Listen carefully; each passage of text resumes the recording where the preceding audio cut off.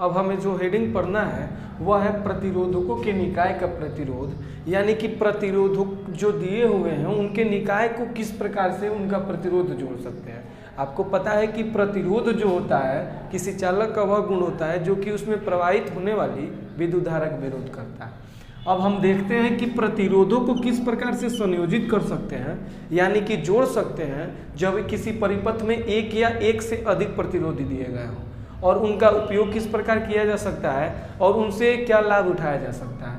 तो प्रतिरोधों को हम लोग दो क्रम में जोड़ते हैं। पहले क्रम को कहा जाता है श्रेणी क्रम और दूसरे क्रम को कहा जाता है पार्श्व क्रम या समांतर क्रम। अब आपको पहले क्रम में देख रहे होंगे कि श्रेणी क्रम मतलब कि ऐसा क्रम जिसमें कि सीढ़ी के जैसे बना होता है। सीढ़ी को देख के ही पता चल रहा हो सीढ़ी, यानी कि सीढ़ी आप देखते हैं ना कि इस तरह से सीढ़ी बना होता है, यानी कि इसका जो लास्ट दूसरा बिंदु होता है दूसरे के पहले बिंदु से जुड़ा होता है, जो दूसरे का दूसरा बिंदु होता है वह तीसरे के पहले बिंदु से जुड़ा होता है, यानी कि लास्ट वाला अगले वाले के पहले से जुड़ा होता है और लास्ट वाला जो होता है उसके लास्ट वाला वो अगले के पहले वाले से जुड़ा होता है। यानी कि यदि हमारे सामने कुछ प्रतिरोध दिए गए हो जैसे R1, R2 और R3 तीन प्रतिरोध हम लें तो इसमें से श्रेणी क्रम में जोड़ना होगा, तो हम लोग इसको इस तरह से लिख सकते हैं जैसे यहाँ R1 एक प्रतिरोध है।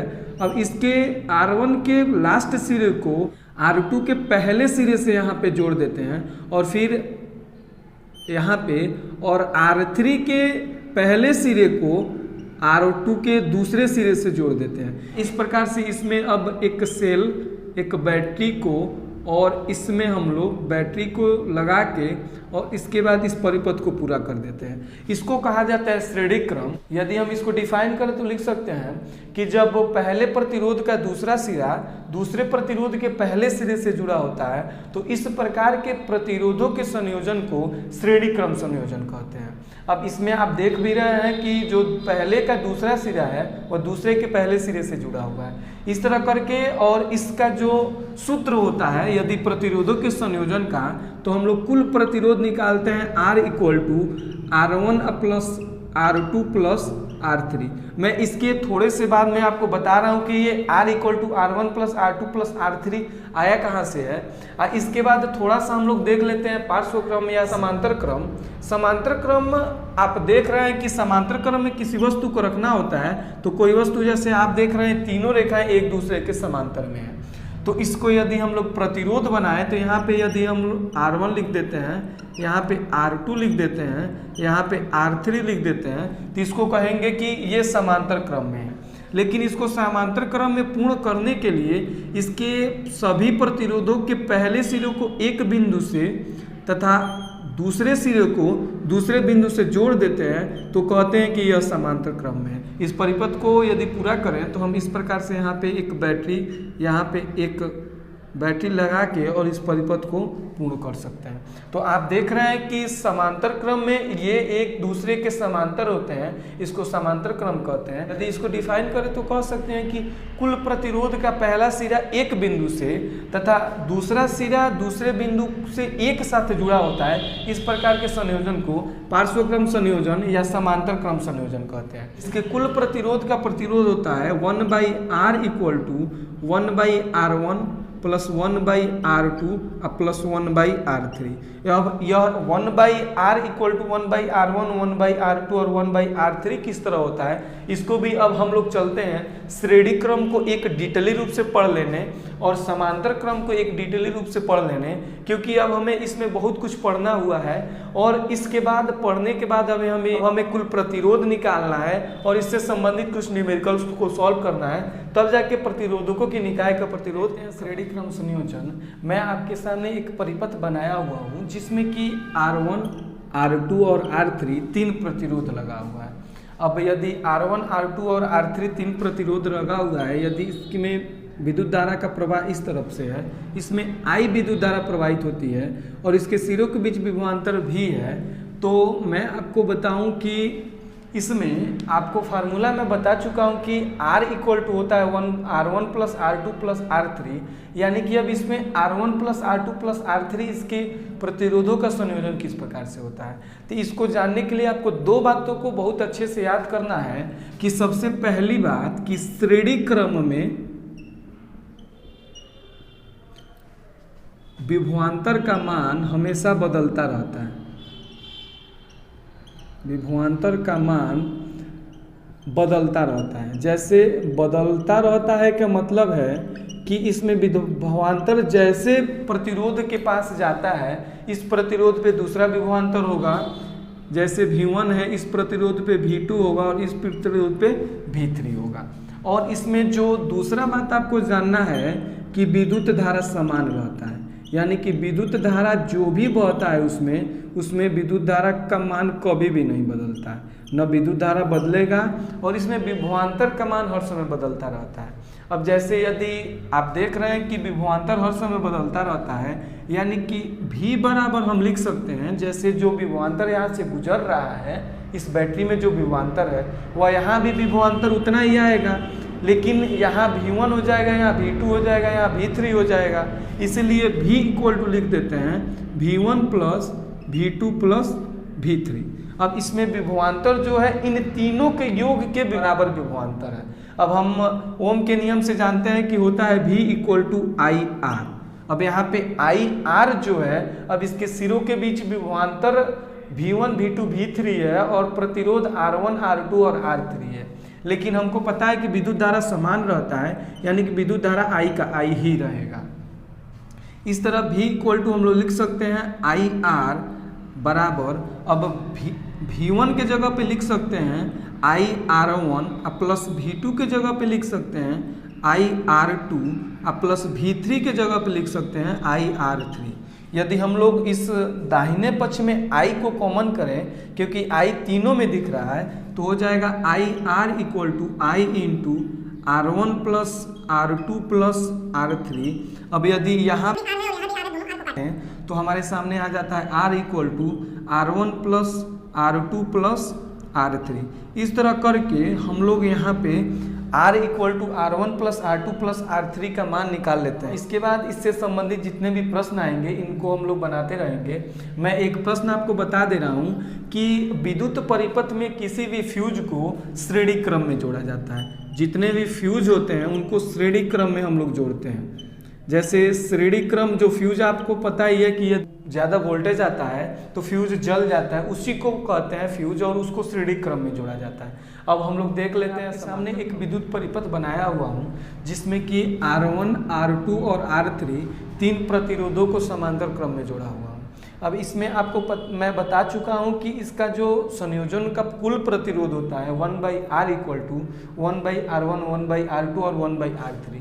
यह आता कैसे है, तो इसमें आपको मात्र दो बातों को देख लेना होता है और याद भी कर लेना होता है कि इसमें जो कुल विभवांतर होता है वह एक समान रहता है। अब श्रेणी क्रम में विभवांतर एक समान नहीं रहता है, लेकिन इसमें विभवांतर एक समान रहता है। एक भी विभवांतर न कम होता है न ज़्यादा होता है। और दूसरा बात जो होता है, इसमें विद्युत धारा का मान हमेशा बदलता रहता है। यहाँ पे विद्युत धारा बदलता रहता है, यानी कि यहाँ पे यदि I1 बहेगा, यहाँ पे I2 बहेगा और यहाँ पे I3 बहेगा, लेकिन इसके सिरों के बीच जो विभवांतर होगा वह एक समान रहेगा। यदि हम I को बराबर लिखें तो I बराबर लिख सकते हैं I1 plus I2 plus I3। अब हमको ओम के नियम से पता है कि V इक्वल टू IR होता है। यदि I का हम लोग मान लिखा ले तो लिख सकते हैं I बराबर V/R। अब हम क्या करते हैं कि V का मान तो यहाँ एक समान रहना है, R के जगह पे हमको पता है R1, R2 और R3 लिखना है, तो हम लोग इसको बनाते हैं।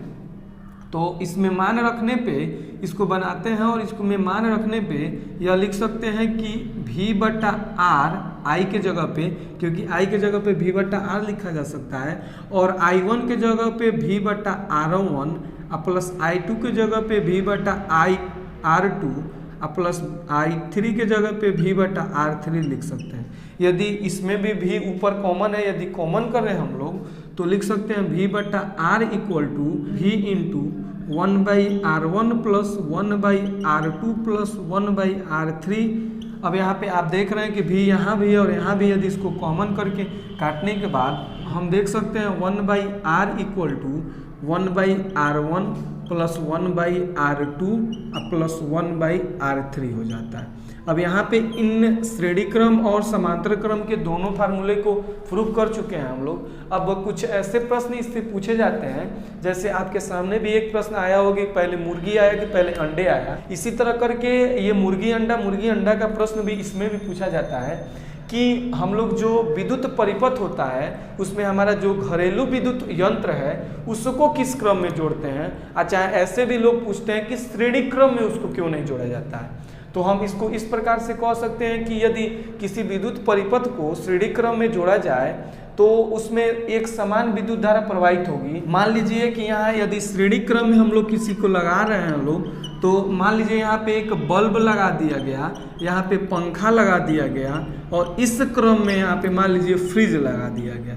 अब होगा क्या यहाँ पे कि बल्ब में जो विद्युत धारा चाहिए हमको वह तो कम चाहिए, लेकिन पंखा में उससे ज़्यादा चाहिए और फ्रिज में उससे भी ज़्यादा चाहिए। अब हम लोग यदि कम विद्युत धारा प्रवाहित करेंगे तो पंखा फ्रिज चलेगा नहीं, और यदि ज़्यादा प्रवाहित करेंगे तो बल्ब वहीं पे फटक के फुटुक जाएगा, और जैसे बल्ब फूटेगा यानी कि नुकसान हो जाएगा। इसलिए हम लोग क्या करते हैं कि इसमें श्रेणी क्रम में नहीं जोड़ते हैं, घरेलू परिपथ में। और एक बात और है कि श्रेणी क्रम में जो विभवांतर भी का मान होता है वो हर समय बदलता रहता है, और यहाँ R1 के जगह पे V1 होगा, R2 के जगह पे V2 होगा और R3 के जगह पे V3 होगा।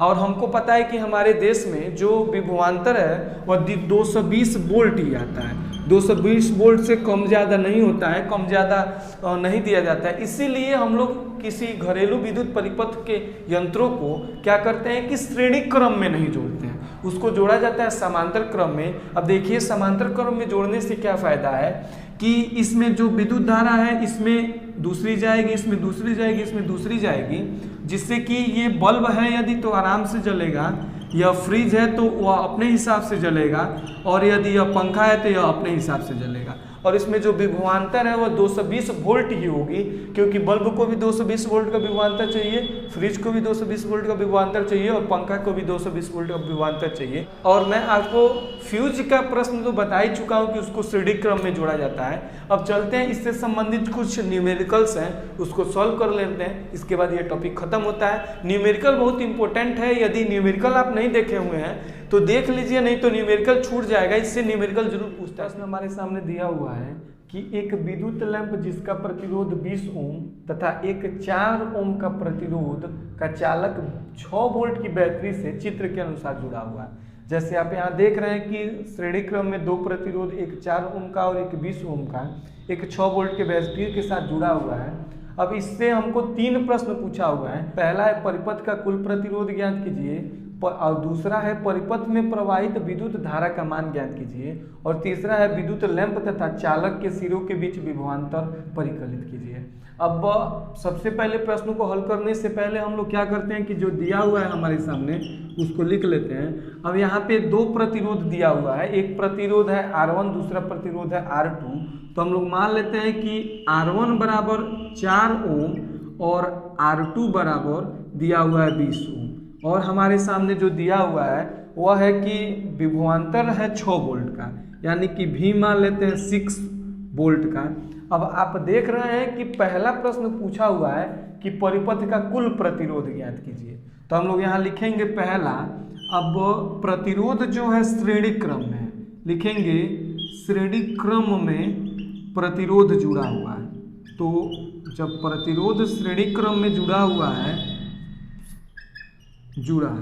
तो जब श्रेणी क्रम में प्रतिरोध जुड़ा है तो हम जानते हैं कि R इक्वल टू होता है R1 प्लस R2 और डॉट डॉट डॉट, यानी कि अब 2 ही प्रतिरोध है तो हम लोग कुल प्रतिरोध R बराबर लिख सकते हैं 4 प्लस 20, यानी कि 24 ओम इसका कुल प्रतिरोध आ जाता है।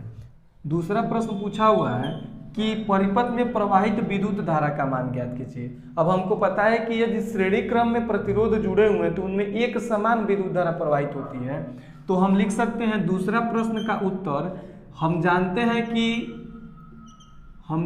हैं कि अब आपको फार्मूला याद होगा ओम के नियम से कि V = IR होता है। मैं जिस फार्मूले का यूज लगना है उसको लिख चुका हूँ वहाँ पे, तो लिख देंगे। हम जानते हैं कि ओम के नियमानुसार V = IR। अब यहाँ पे V का मान हमको पता है, R का मान पता है, तो I का मान हम लोग आराम से निकाल सकते हैं। यानी कि यदि I का मान निकाले तो R का इधर गुणा हुआ है, इस पक्ष में लेके जाए तो भाग हो जाएगा, तो V/R लिखा जा सकता है। अब यदि इसमें हम लोग मान रखें तो हमको I का मान पता नहीं है, तो I बराबर लिख सकते हैं, V का मान पता है हमको 6 वोल्ट अब बटा R का मान पता है हमें 24। यदि इसको हम लोग काटे तो 6 क्रम 6, 6 चौको 24, इसका मान आ जाता है 1/4। 1/4 को लिख सकते हैं। अब यहाँ एक दशमलव लगाएंगे तो यहाँ एक 0 बढ़ेगा, यानी कि 10, 4 दूनी 8। अब यहाँ से 2 कैरी आया, एक 0 बढ़ाया, 4 × 5 = 20, 0.25 एम्पियर की विद्युत धारा इसमें प्रवाहित होगी। अब तीसरा प्रश्न हमसे पूछा हुआ है कि विद्युत लैंप तथा चालक के सिरों के बीच विभवांतर फलित कीजिए। अब यहाँ पे विद्युत लैंप जो है V1 का मान लीजिए इसका विभवांतर है और इसका विभवांतर V2 है। यदि R1 के लिए विभवांतर निकालें तो लिख सकते हैं हम लोग R1 के लिए विभवांतर बराबर, आपको पता है होता है V = IR। अब यहाँ पे हमको V1 का निकालना, तो V1 = IR1, क्योंकि I का जो मान होता है विद्युत धारा का हमेशा एक समान होता है श्रेणी क्रम में। इस प्रकार से V1 बराबर हम लोग निकाल सकते हैं, I का मान है 0.25 एम्पियर इंटू R1 का मान हम लोग यहाँ पे दिया हुआ है 4 ओम, तो लिख सकते हैं 4 ओम। यदि इसको मल्टीप्लाई कराएं तो हो जाता है 4 में 0.25 का मल्टीप्लाई कराएं तो 25 चौको 100 और 2 अंक बाद दशमलव यहाँ 1 दशमलव लगा देते हैं, यानी कि 1 वोल्ट इस विभवांतर होगा। इसमें हम लोग यदि R2 के लिए विभवांतर निकाले जो कि हमारा बल्ब है, तो बल्ब के लिए विभवांतर हो जाएगा हमारे सामने V2 = IR2। अब हम यहाँ देख रहे हैं कि I का मान 0.25 एम्पियर है और यहाँ पे R2 का मान है हमारे सामने 20 ओम। यहाँ आप देख रहे हैं R2 का मान। अब इसको यदि हम लोग मल्टीप्लाई कराते हैं तो यहाँ 1 0 और 25 दूनी 50 और 2 अंक बाद दशमलव, तो 2 अंक बाद यहाँ दशमलव लगाते हैं, यानी कि V2 का मान आ जाता है 5 वोल्ट। अब आप यहाँ देख रहे हैं कि 1 वोल्ट V1 के लिए या 5 वोल्ट V2 के लिए, यानी कि दोनों को जोड़ने के बाद 6 वोल्ट आता है। यानी कि इसमें यहाँ से 6 वोल्ट का विभवांतर गया और 1 वोल्ट इसमें और 5 वोल्ट यहाँ लगा और फिर यहाँ पे 6 वोल्ट हो गया और फिर यहाँ पे बैटरी गया। इस तरह करके प्रश्न को सॉल्व कर लेते हैं। इसमें कोई भी डाउट हो तो कमेंट करके जरूर बताएं। बोल रहा है कि चित्र में प्रतिरोध आरेख में मान लीजिए कि प्रतिरोधों को R1, R2 तथा R3 के मान क्रमशः 5 ओम, 10 ओम तथा 30 ओम है। R1 का मान है 5 ओम, R2 का मान है 10 ओम और R3 का मान है 30 ओम तथा इन्हें 12 वोल्ट के बैटरी के साथ संयोजित किया गया और यहाँ पे जो बैटरी लगी हुई है वह 12 वोल्ट की है। अब बताना क्या है कि 3 प्रश्न इससे पूछे गए हैं। पहला प्रश्न पूछा गया है कि प्रत्येक प्रतिरोध में प्रवाहित विद्युत धारा का मान ज्ञात कीजिए, यानी कि R1 में कितना प्रवाहित विद्युत धारा हो रहा है, R2 में कितना प्रवाहित विद्युत धारा हो रहा है, R3 में विद्युत धारा प्रवाहित हो रहा है। जैसे आप जानते हैं कि जब प्रतिरोधों को श्रेणी क्रम में जोड़ा जाता है तो I का मान एक समान रहता है, लेकिन जैसे इनको समांतर क्रम में जोड़ दिया जाता है इनके I का मान बदल जाता है, I1, I2 और I3 इसका I का मान हो जाएगा। दूसरा प्रश्न पूछ रहा है कि परिपथ में प्रवाहित विद्युत धारा का मान ज्ञात कीजिए। अब परिपथ में कुल कितना विद्युत धारा प्रवाहित होगा, तो जितना R1, R2 और R3 तीनों में जितना विद्युत धारा प्रवाहित होगा वही पूरे प्रतिरोध में विद्युत धारा प्रवाहित होगा। और परिपथ का कुल प्रतिरोध परिकलित कीजिए और फिर बताना है कि परिपथ का कुल प्रतिरोध, यानी कि यह समांतर क्रम में है तो इसको समांतर क्रम का फार्मूला लगा के उसके बाद जोड़ के इसको बताना होगा कुल कितना प्रतिरोध होगा। सबसे पहले हल करने में हम लोग इसमें जो दिया हुआ है वह लिख लेते हैं। तो हमारे सामने R1 का मान दिया हुआ है 5 ओम, R2 का मान दिया हुआ है 10 ओम और R3 का मान दिया हुआ है 30 ओम। इसके बाद हमको एक V का मान दिया हुआ है 12 वोल्ट। अब आपको पता है कि समांतर क्रम में विभवांतर का मान हर समय एक बराबर रहता है, इसमें विभवांतर नहीं बदलता है। अब पहला प्रश्न हमसे पूछ रहा है कि प्रत्येक प्रतिरोध में प्रवाहित विद्युत धारा का मान ज्ञात कीजिए, यानी कि R1 में कितना विद्युत धारा प्रवाहित होगा। तो सबसे पहले हम लोग लिखते हैं, हम जानते हैं कि V = IR होता है, यानी कि इसको यदि हम लोग सॉल्व करें तो I बराबर लिख सकते हैं, अब R का इधर मल्टीप्लाई हुआ इधर भाग हो जाएगा तो V पर R हो जाएगा, यानी कि अब जब भी कभी भी हमें I का मान निकालना है तो V/R लिख सकते हैं। अब पहले हम लोग R1 के लिए प्रवाहित विद्युत धारा का मान निकाल लेते हैं। तो R1 के लिए प्रवाहित विद्युत धारा कितना प्रवाहित होगी, इसमें विद्युत धारा I1 = हम लोग लिख सकते हैं। अब V का मान हर समय समान रहता है और R1 के लिए निकाल रहे हैं, तो I1 बराबर हो जाएगा, V है 12 वोल्ट और R1 का मान हमको पता है 5 ओम। तो इसको यदि हम लोग डिवाइड करें तो 5 दूनी 10 और दशमलव यहाँ पे 5 चौको 20, यानी कि 2.4 एम्पियर की विद्युत धारा प्रवाहित हो रही है R1 में। इसके बाद हम लोग यदि R2 के लिए विद्युत धारा निकालें तो R2 के लिए लिखेंगे विद्युत धारा बराबर I2 बराबर हो जाएगा V/R2, यानी कि V का मान हमको पता है 12 वोल्ट बटा R2 का मान है 10 ओम, यानी कि यदि इसको हम लोग भाग करें तो 10 से कम 10 दशमलव यहाँ 0 बढ़ जाएगा तो 10 दूनी 20, यानी कि 1.2 एम्पियर R2 के लिए विद्युत धारा प्रवाहित होगी। इसी प्रकार यदि हम लोग R3 के लिए विद्युत धारा निकालें, विद्युत धारा अब यहाँ पे आपके लिए ऐड कर लीजिएगा, धारा I3 बराबर हो जाएगा V/R3। यहाँ पे हम लोग बनाए तो V का मान समान ही रहता है V/ और R3 का मान पता है हमें 30 ओम। यदि हम लोग इसको सॉल्व करें या 1 दशमलव लगाने पे 1 0 बढ़ जाएगा तो 30 चौको 120, यानी कि 0.4 एम्पियर इसका विद्युत धारा हो जाएगा R3 के लिए। अब दूसरा प्रश्न पूछा हुआ है कि परिपथ में प्रवाहित विद्युत धारा, यानी कि कुल प्रवाहित विद्युत धारा बराबर कुल प्रवाहित विद्युत धारा बराबर I बराबर I1 + I2 + I3 हो जाएगा, क्योंकि जितना प्रवाहित R1 में होगी उतना R2 और R3 तीनों को जोड़ दें तो यह कुल प्रवाहित विद्युत धारा हो जाएगा। I1 का मान निकाल चुके हैं 2.4 एम्पियर प्लस I2 का मान 1.2 एम्पियर और I3 का मान है 0.4 एम्पियर, यानी कि इसको यदि हम लोग ऐड करते हैं तो हमारे सामने 2.4 और 1.2 को जोड़ते हैं तो 3.6 और 0.4 को जोड़ते हैं तो 4.0, यानी कि 4 एम्पियर की विद्युत धारा इसमें प्रवाहित हो रही है कुल प्रतिरोध में। अब तीसरा प्रश्न हमारे सामने पूछ रहा है कि परिपथ का कुल प्रतिरोध परिकलित कीजिए, यानी कि कुल प्रतिरोध अब ये समांतर क्रम में है तो हम जानते हैं कि 1/R बराबर 1/R1 + 1/R2 + 1/R3 होता है। यदि इसमें हम लोग मान रखें तो 1/R बराबर 1/R1 का मान 5 ओम प्लस R2 का मान है 10 ओम, यानी कि 1/10 प्लस R3 का मान है 30, यानी कि 1/30। इसको यदि हम लोग एलसीएम लेते हैं तो 5, 10 और 30 का एलसीएम 30 हो जाता है, क्योंकि 30 में 5 का भी डिवाइड हो जाएगा और 10 का भी डिवाइड हो जाएगा और यह सबसे छोटी संख्या है जिससे कि ये तीनों एक साथ कट जाएंगे, तो इसलिए हम लोग 30 एलसीएम होता है। अब आप यहाँ देख रहे हैं कि 5 में 6 से मल्टीप्लाई कराएंगे तो 30 होगा, इसलिए इसमें भी अंश में भी 6 से मल्टीप्लाई करा देंगे। 10 में यदि 3 से मल्टीप्लाई कराएंगे तो 30 होगा, तो अंश में भी 3 से मल्टीप्लाई करा देते हैं और 30 में 1 से मल्टीप्लाई करा देते हैं और उसमें 1 से, क्योंकि 1 से ही मल्टीप्लाई कराएंगे तो 30 होगा।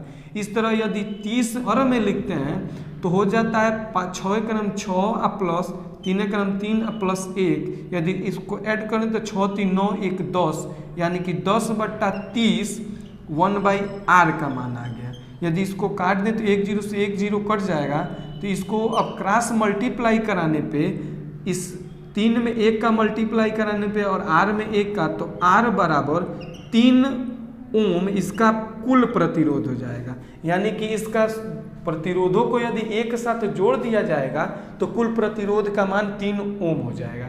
इस तरह करके सभी प्रश्न सॉल्व करने। अब चलते हैं तीसरे प्रश्न को सॉल्व करने में। तीसरा प्रश्न बहुत ही आसान है, लेकिन थोड़ा सा इसको समझना पड़ता है, क्योंकि ये दोनों एक साथ समांतर क्रम में है और ये तीनों एक साथ समांतर क्रम में है, और फिर इन दोनों जो हैं ये श्रेणी क्रम में जुड़े हुए हैं। तो पहले प्रश्न को पढ़ते हैं कि चित्र में R1 बराबर 10 ओम, R2 बराबर 40 ओम, R3 बराबर 30 ओम, R4 बराबर 20 ओम और R5 बराबर 60 ओम है, तथा प्रतिरोधों के इस विन्यास को 12 वोल्ट से संयोजित किया जाता है।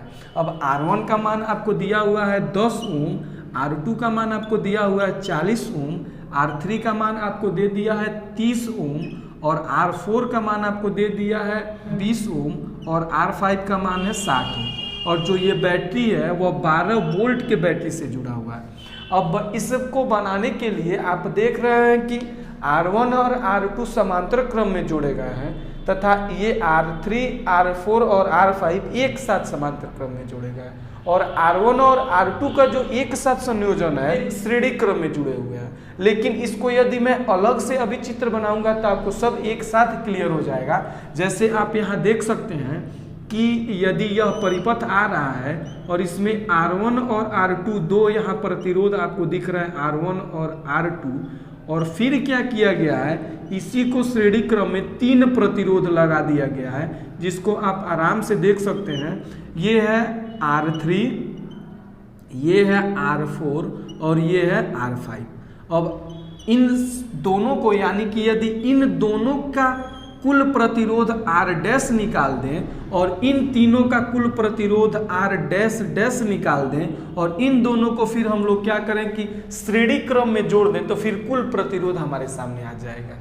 और इस तरह करके हम प्रश्न को हल करेंगे। तो पहले प्रश्न में कुल प्रतिरोध ज्ञात करना है, तो चलते हैं। सबसे पहले जो दिया हुआ है उसको लिख लेते हैं हल में। जैसे दिया है R1 बराबर 10 ओम, R2 बराबर हमारे सामने दिया हुआ है 40 ओम और R3 बराबर दिया हुआ है हमारे सामने 30 ओम और R4 का मान दिया हुआ है 20 ओम और R5 का मान दिया हुआ है 60 ओम। अब इसको हम लोग क्या करते हैं कि सबसे पहले R1 और R2 का मान R डैश के रूप में संयोजित करके निकाल लेते हैं। तो सबसे पहले प्रश्न में लिखेंगे कि R1 व R2 समांतर क्रम में जुड़े हैं, समांतर क्रम में जुड़े हैं, तथा कुल प्रतिरोध R डैश है। तो अब R डैश जब इसको मान चुके हैं तो लिख देंगे 1/R डैश बराबर 1/R1 प्लस 1/R2। अब यदि R1 और R2 का मान रखें तो 1/R1 का मान हमको पता है 10 ओम प्लस R2 का मान है 40 ओम। अब हम यदि इसको सॉल्व करें तो 10 और 40 का एलसीएम 40 होता है, क्योंकि 10 में 40 का भाग चला जाएगा और 40 में भी 40 का भाग चला जाएगा। तो इस तरह अब हम लोग इसको एलसीएम के लिए 10 में 4 का मल्टीप्लाई कराएंगे तो 40 होगा, तो इसमें भी 4 का मल्टीप्लाई करा देते हैं। यानी कि 40 को हर में रख के और 4 का नम 4 प्लस 1 यानी कि 1/R डैश बराबर हो जाता है। यदि इसको सॉल्व करें तो 1/R डैश बराबर 5/40 लिख देते हैं। यदि 5 का नम 5, 5 बटे 40, यदि इसको क्रॉस मल्टीप्लाई कराते हैं 1 में 8 का और R डैश में 1 का, तो हो जाता है R डैश बराबर 8 ओम। यानी कि R डैश यानी कि R1 और R2 का कुल प्रतिरोध R डैश बराबर 8 ओम आ चुका है। अब हम चलते हैं R3, R4 और R5 का कुल प्रतिरोध निकालने।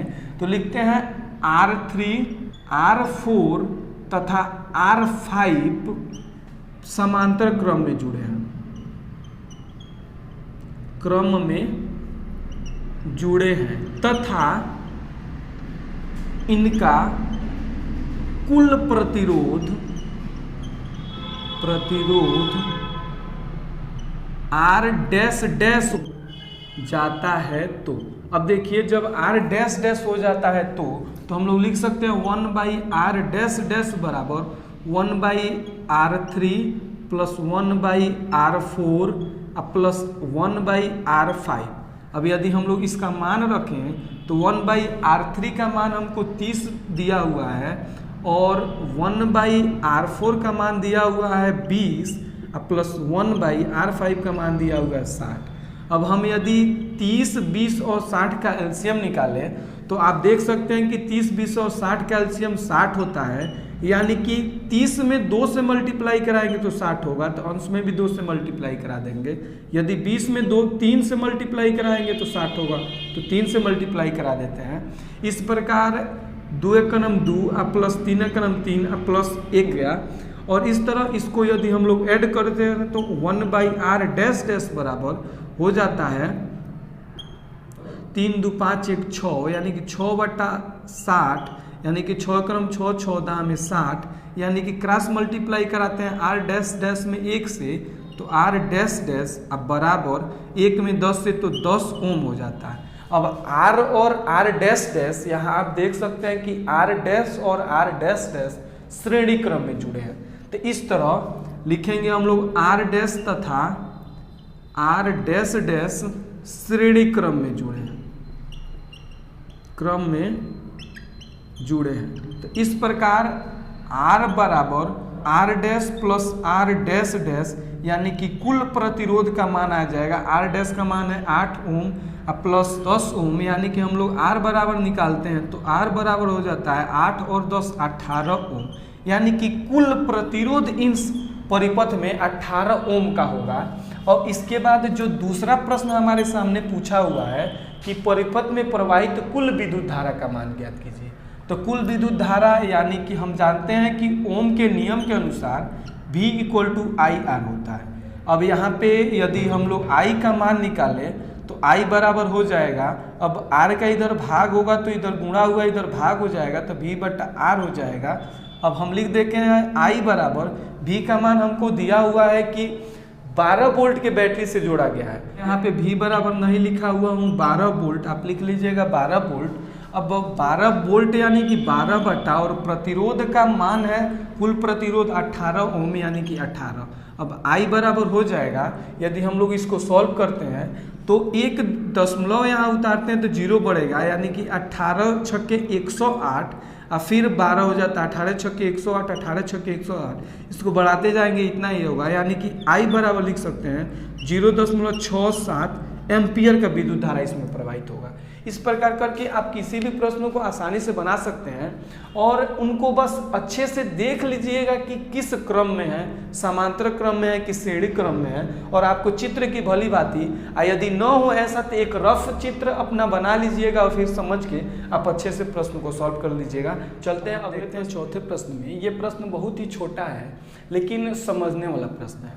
जैसे कि आपसे प्रश्न पूछा हुआ है कि 2 ओम, 3 ओम और 6 ओम के 3 प्रतिरोधकों को किस प्रकार संयोजित करें कि कुल प्रतिरोध 4 ओम हो, 1 ओम हो। अब इसके पहले आपके प्रश्न को क्या किया जाता था कि चित्र दे दिया गया रहता था और प्रतिरोधकों का मान दिया रहता था, कुल प्रतिरोध निकालना होता था। लेकिन अब कुल प्रतिरोध दिया हुआ है, अब बताना है कि किस प्रकार संयोजित करेंगे। तो इसमें 3 प्रतिरोध दिए हुए हैं, तो हम लोग इसको 3 तरह से संयोजित किया जा सकता है। जैसे किसी भी प्रतिरोध को संयोजित करने के लिए 2 विधियां, एक श्रेणी क्रम, एक समांतर क्रम जिसे पार्श्व क्रम कहा जाता है। अब इसमें हम लोग इसको 3 तरह से संयोजित कर सकते हैं। पहले तरह में तीनों को श्रेणी क्रम में जोड़ा जा सकता है। जैसे यहाँ आप देख सकते हैं R1, R2 और R3 है। और दूसरे में हम क्या कर सकते हैं कि तीनों को समांतर क्रम में जोड़ा जा सकता है। जैसे यहाँ आप देख सकते हैं, यहाँ पे ये R1 है, R2 है और R3 है, जिसको कि R1, R2 और R3 समांतर क्रम में जोड़ेगा। और तीसरे विधि से हम लोग यदि बनाएं तो इसको हम लोग एक प्रतिरोध को 2 प्रतिरोधों के श्रेणी क्रम में आराम से जोड़ सकते हैं। जैसे कि आप यहाँ देख रहे हैं कि R1, R2 और R3 आपके सामने दिख रहा है। अब R1 को क्या किया गया, इन दोनों के श्रेणी क्रम में जोड़ा गया है, और R2 और R3 को समांतर क्रम में जोड़ दिया गया है। तो इन तीनों विधियों से अब हमें हल करके एक एक करके देखना पड़ेगा कि किसमें 4 ओम आ रहा है और किसमें 1 ओम आ रहा है, क्योंकि इसमें कोई एक सटीक फार्मूला नहीं है जिसको कि लगाएं और खटाक से बना लें, क्योंकि हमको R1 और R2 ये ऐसे दिए हुए इनको निकालना पड़ता है। तो सबसे पहले लिखते हैं कि हल इसको करते हैं और लिखते हैं कि R1 बराबर हमारे सामने है 2 ओम, R2 बराबर है 3 ओम और R4 बराबर दिया हुआ है हमारे सामने 6 ओम। अब हम क्या करते हैं कि लिखते हैं पहले नियम के अनुसार। अब पहला नियम क्या है कि पहला नियम है कि तीनों श्रेणी क्रम में जुड़े हैं, तो लिखेंगे R1, R2 व R3 श्रेणी क्रम में जुड़े हैं, श्रेणी क्रम में जुड़े हैं। तो जब श्रेणी क्रम में जुड़े होते हैं तो R बराबर हो जाता है कुल प्रतिरोध R1 plus R2 plus R3, यानी कि R1 का मान है 2 ओम, R2 का मान है 3 ओम और R3 का मान है 6 ओम। 6 3 9 और 2 11 ओम हो जाता है। अब यदि मैं आपसे पूछूं कि कहीं 11 ओम का पूछा गया है तो नहीं, 4 ओम और 1 ओम को पूछा गया है, तो यह इस क्रम में नहीं जोड़ा जाएगा, तो तीनों को श्रेणी क्रम में नहीं जोड़ा जाएगा। तो फिर चलते हैं दूसरी स्थिति में। दूसरी स्थिति क्या हो सकती है, तो लिखेंगे दूसरे नियम के अनुसार। दूसरा नियम के अनुसार क्या है कि इसमें तीनों को श्रेणी क्रम में जोड़ा गया है, तो लिखेंगे R1, R2 तथा R3 समांतर क्रम में जुड़े हैं। जब समांतर क्रम में हैं तो इनको क्या निकाला जा सकता है कि 1/R बराबर 1/R1 plus 1/R2 plus 1/R3। यदि R1, R2 और R3 का मान रखें तो 1/R1 का मान है 2 ओम प्लस R2 का मान है 3 ओम प्लस 1/R3 का मान है 6 ओम। अब यदि हम लोग इसको एलसीएम लें तो हो जाता है 6 एलसीएम, क्योंकि इन तीनों का भाग 6 में चला जाएगा। अब 2 में 3 से मल्टीप्लाई कराने पे 6 होगा, तो अंश में भी 3 से मल्टीप्लाई करा देते हैं। 3 में 2 से मल्टीप्लाई कराने पे 6 होगा, तो 1 में भी 2 से मल्टीप्लाई करा देते हैं और इसमें 1 का कराते हैं क्योंकि हर में 6 है ही। तीसरा करके इसको लिख सकते हैं 3/6 प्लस 2 का नाम 2/6 प्लस 1/6। यदि इसको हम लोग सॉल्व करें तो 1/R बराबर हो जाता है 3 प्लस 2 प्लस 1/6, यानी कि 1/R बराबर लिख सकते हैं 6/6 यानी कि 1। अब 1 यानी R बराबर तब लिखा जा सकता है कि 1। अब यहाँ पे R बराबर 1 ओम आ चुका है, जो हमारा दूसरा आंसर है, यानी कि दूसरे के लिए हम लोग इसको समांतर क्रम में जोड़ना पड़ेगा। अब तीसरी स्थिति हम लोग देख लेते हैं कि क्या लगता है इसी से होगा। तो देखिए R1 को क्या किया गया है कि श्रेणी क्रम में और R2 और R3 को समांतर क्रम में जोड़ा गया है, तो लिखेंगे तीसरे नियम के अनुसार। अब देखिए क्या बात है कि तीसरे नियम में R2 और R3 को श्रेणी क्रम में जोड़े हैं, तो लिखेंगे R2 व R3 में तो 1/R डैश बना लेते हैं हम इसको, क्योंकि R यहाँ पे R ये भी है, R ये भी है, तो इसीलिए हम लोग इसको R डैश लिख लेते हैं। इसलिए R डैश बराबर 1/R2 प्लस 1/R3। अब यदि हम लोग यहाँ मान रखें तो R डैश बराबर हो जाएगा 1/। अब R2 का मान हम लोग लिखे हुए हैं कि 3 ओम दिया हुआ है, तो 3 प्लस R3 का मान हमारे सामने पता है कि 6 ओम है, तो 1/6। अब देखिए यहाँ पे R4 मैं लिख दिया हूँ, R3 होगा। और इसके बाद 1/R डैश निकालें तो इसको लिखा जा सकता है कि इसमें एलसीएम लेने पे 6 होगा, तो इसमें 2 का मल्टीप्लाई करा देते हैं, तो अंश में भी 2 का मल्टीप्लाई कराएंगे तो हो जाएगा 2/6 प्लस 1। अब इस प्रकार 1/R डैश बराबर लिखा जा सकता है कि 3/6, यानी कि 3 का नाम 3, 3 दूनी 6, तो R डैश बराबर हो जाएगा 2 ओम। अब हम लिख देंगे कि R डैश और R1 श्रेणी क्रम में जुड़े हो, तो लिखेंगे R डैश तथा R1 श्रेणी क्रम में संयोजित हैं। तो जब श्रेणी क्रम में संयोजित हैं इसलिए R बराबर R1 प्लस R डैश, यानी कि R बराबर 2 प्लस 2 यानी कि 4 ओम इसका हो जाएगा। इस प्रकार से करके अब देखिए पहले का भी आ गया 4 ओम। इस प्रकार करके सभी प्रश्नों को हम लोग हल कर सकते हैं। चलते हैं अगले प्रश्न पे, वह भी बहुत आसान प्रश्न है, इसको आराम से अगले प्रश्न को। अगला प्रश्न बोल रहा है कि 4 ओम, 8 ओम, 12 ओम तथा 24 ओम के प्रतिरोध की 4 कुंडलियों को किस प्रकार संयोजित करें कि A अधिकतम और B निम्नतम प्रतिरोध प्राप्त हो सके। देखिए बात क्या है कि जब प्रतिरोध को श्रेणी क्रम में जोड़ते हैं तो उसका प्रतिरोध सबसे अधिकतम होता है, और यदि उसको समांतर क्रम में जोड़ा जाता है तो उसका निम्नतम प्रतिरोध होता है, यानी कि सबसे कम होता है।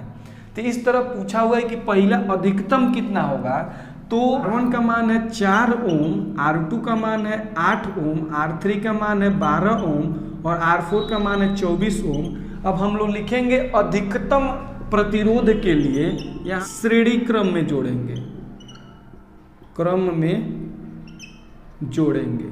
तो इस प्रकार श्रेणी क्रम में R बराबर हो जाएगा R1 प्लस R2।